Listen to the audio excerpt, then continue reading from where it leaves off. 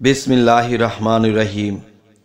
হে সমস্ত জগতবাসী, আজকে আমি শামীম আলী এমন কিছু আলোচনা নিয়ে হাজির হলাম।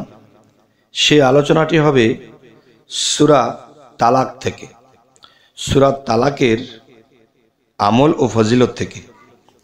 সেটি হবে, দেখুন, যে মানুষ এই পৃথিবীতে বসবাসকালে দেখা গেছে যে মানুষ অত্যাচারীদের হাতে অত্যাচার হতে থাকে।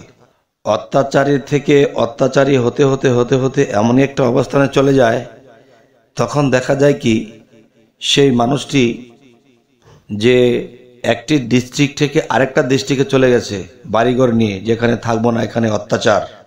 ওখানে গিয়ে দেখে যে ওখানেও দলবদ্ধভাবে অত্যাচারী লোক আছে। হায় হায়, এক দেশ থেকে আরেক দেশে আসলাম, এখানে একই অবস্থা। দেখেন, মানুষ কিন্তু এরকমটা করে থাকে। একটা এলাকা থেকে আরেকটা এলাকা চলে যায়, এখানে খারাপ মানুষের সংখ্যা বেশি, এখান থেকে চলে যাব। তো এখন দেখে যে যেখানে গিয়েছে সেখানে গিয়ে দেখে এখান থেকে আরো বেশি খারাপ লোক সেখানে আছে। হায় হায়, এখন কি করা? তখন সেখানে মা বোন, ছেলে মেয়ে আর মেয়েরা সাবালিকা, হায় হায়, এদিকে অত্যাচারীদের ভয়ে আমি এখানে এসেছি, এখানে দিয়ে একই অবস্থা। তখন আল্লাহ কি করবে? আল্লাহ বলবে, তোরা তো বিপদগ্রস্ত হবি, তোরা তো আমার কোরআনের দিকে লক্ষ্য করিসনি, তোরা তো বিপদগ্রস্ত হবি, তোদেরকে কে রক্ষা করবে? আমি যে 30 পারা কোরআন দিয়েছি, এটার মধ্যে তুমি ফায়সালা রেখেছি যে তোমরা এখান থেকে রক্ষা পাবে। আচ্ছা, সূরা তালাক এর আমল ও ফজিলত দেখা গেছে। সূরা তালাক এ সূরা নিয়মিতভাবে তেলাওয়াত করলে কি হবে? নিয়মিতভাবে তেলাওয়াত করলে দুশমন দল ছত্রভঙ্গ হয়ে যাবে। আচ্ছা, ছত্রভঙ্গ হয়ে যাবে। এরপর কি হবে? দেখবেন ছত্রভঙ্গ হওয়ার পরেও কিছু খারাপ আপনাদের দিকে দৃষ্টি আকর্ষণ করছে এবং দেখা যায় আপনাদের ক্ষতি করবেই। তো কিছু ছত্রভঙ্গ হওয়ার পরে আবার কিছুটা দল আপনাদের দিকে যখন রোগ করেছে, তখন কি করবেন? তখন আবার সূরা তালাক 3 বার পাঠ করবেন, দুশমনের দিকে ফুঁক দিবেন। তখন সেই দুশমন, সেই অত্যাচারী ব্যক্তির কি হবে?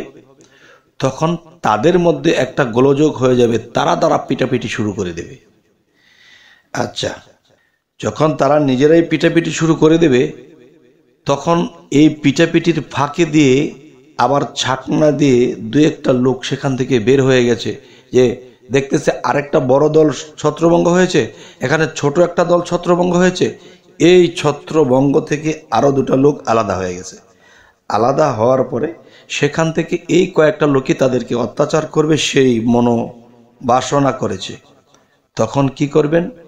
এই সূরা তালাক যখন আপনি আবারও 3 বার পাঠ করবেন, পাঠ করার পরে ফুঁক তো দিবেনই, তখন কি করতে হবে?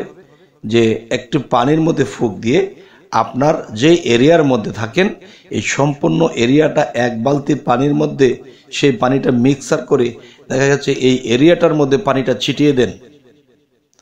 ইনশাআল্লাহ আপনার পর্যন্ত সেই অত্যাচারীরা পৌঁছাতে পারবে না, আর এরিয়ার মধ্যে তো আসতেই পারবে না। যদি আসতে চায়, এর আগেই তারা যে কোনো ধ্বংসপ্রাপ্ত হবে। কারণ আল্লাহ আপনাদেরকে হেফাজত করতে যাইয়া এদের 2 জায়গায় ছত্রভঙ্গ করার পরেও যখন আসছে, যখন সে পানি ছিটানো জায়গার মধ্যে পাড়াতে শুরু করবে বা পাড়া দেওয়ার আগেই তাদের এমন কিছু বিপদ ঘটবে, দেখা যায় তাদের জান নিয়ে তারা পালাবে, আর কখনো আপনাদের দিকে তারা আসবে না। তাই হোক, আজকে একটি বিষয় বলতে চাই যে আমরা মানুষ হয়ে পৃথিবীতে জন্ম নিয়েছি, কিন্তু কখনোই আমরা আল্লাহ তাআলার দিকে রওনা দিব, কিন্তু রওনা দিতে গেলে যে কিছু বিপদ সামনে এসে দাঁড়ায়। কারণ আল্লাহ তো নিজেই বলে দিয়েছে যে ওয়াল্লাযী খালাকাল মাউতা ওয়াল হায়াতা, যে আমি মানুষের মৃত্যু ও জীবন সৃষ্টি করিয়াছি পরীক্ষা করার জন্য, তোমাদের মধ্যে কে কর্মে উত্তম। তাহলে পরীক্ষা তো আল্লাহ করবেনই। এক ডিস্ট্রিক্ট ছেড়ে যখন আরেক ডিস্ট্রিক্টে গেছেন সেখানেও তো বিপদ, কিন্তু আপনি আরও একটা ডিস্ট্রিক্ট চেঞ্জ করবেন, এরপর আপনার বিপদ থাকবে। কেননা যতক্ষণ পর্যন্ত আল্লাহর কোরআনের উপর ভরসা না করতেছি, আল্লাহর উপর ভরসা করতে না পারছি, আল্লাহর নামের উপর ভরসা করতে না পারছি, ততক্ষণ পর্যন্ত সারা ডিস্ট্রিক্ট ঘুরবেন, কিন্তু আপনার বিপদ যাবে না। নতুন নতুন দল আসবে, আপনাকে অত্যাচার করবে, ঘায়েল করবে। যে আলোচনাটি করতেছি আপনাদের সামনে, সেটি সূরা তালাক এর আমল ও ফজিলত। তাহলে এই সূরার আরও একটি বিষয়, এই সূরা নিয়মিতভাবে তিলাওয়াত করলে ঈমানের সাথে মৃত্যু হবে। মানুষ তো পৃথিবী থেকে বেঈমান হয়ে মৃত্যুবরণ করে, পাপিষ্ঠ হয়ে মৃত্যুবরণ করে এবং আল্লাহর কাছে নিকৃষ্ট প্রাণীর মতো হয়ে মৃত্যুবরণ করে। কিন্তু আল্লাহর এই সূরা তালাকের মধ্যে কি বলা হয়েছে, এর আমল ও ফজিলতের মধ্যে কি বলা হয়েছে, যে এই সূরা তালাক যদি নিয়মিত তেলাওয়াত করে, হে ঈমানদারগণ, কখনো আপনাদের মৃত্যু বেঈমান হয়ে আপনাদের মৃত্যু হবে না, ঈমানের সাথে পৃথিবী থেকে বিদায় হবেন ইনশাআল্লাহ। তবে হে সমস্ত জগতবাসী, আমি আপনাদের সামনে কোরআন থেকে আমি যে আলোচনাগুলো বাংলায় করার চেষ্টা করি, আরবিতে বলার চেষ্টা করি না, বাংলায় বললে যেন সহজে বুঝতে পারেন।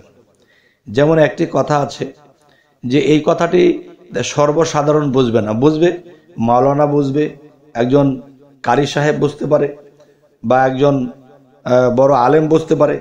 কিন্তু আমি যেভাবে বাংলায় বলার চেষ্টা করি যে এই সূরাটি এই নিয়মে পড়লে এই বিপদগ্রস্ত থেকে আল্লাহ রক্ষা করবেন, আর সেটি আমি আরবিতে বলি না, যাতে করে অতি সাধারণ লোকেরা এই আলোচনা বুঝতে পারে এবং তারা মানতে পারে।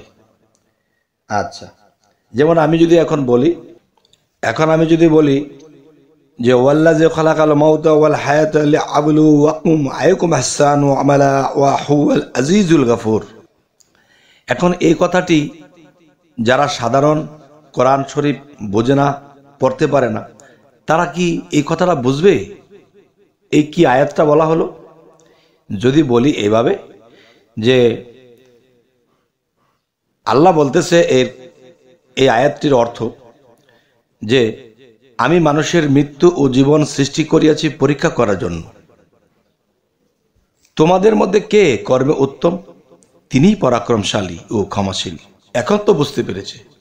তাহলে বাংলায় জন্ম নিয়েছি, বাংলায় যখন বলা হয় তখন অতি সাধারণ বাঙালি সকলেই বুঝতে পারে। আর আরবি বলি কিন্তু শুনতে মজা লাগে, বুঝি না কিছু। যাই হোক, তো আজকের আলোচনা এই যে আমরা অবশ্যই কোরআনের আয়াতের দিকে লক্ষ্য করব এবং কোন কোন আয়াত কিভাবে পাঠ করলে, কিভাবে মানলে আমরা বড় বড় বিপদ মুসিবত থেকে আমরা রক্ষা পাব, এবং যদি আমরা বিপদ মুক্ত থাকতে পারি তখন কি হবে, যে এই পৃথিবীতে আমরা নিশ্চিন্ত থাকতে পারবো এবং আল্লাহকে ডাকতে পারবো। আর মনে যদি টেনশন থাকে, আল্লাহকে ডাকা যায় না। তো আমাদের চ্যানেলে যারা নতুন আছেন অবশ্যই সাবস্ক্রাইব করে নেবেন, পরবর্তীতে যেন ভালো আলোচনা নিয়ে আপনাদের কাছে আসতে পারি। সকলেই ভালো থাকবেন। আল্লাহ হাফিজ।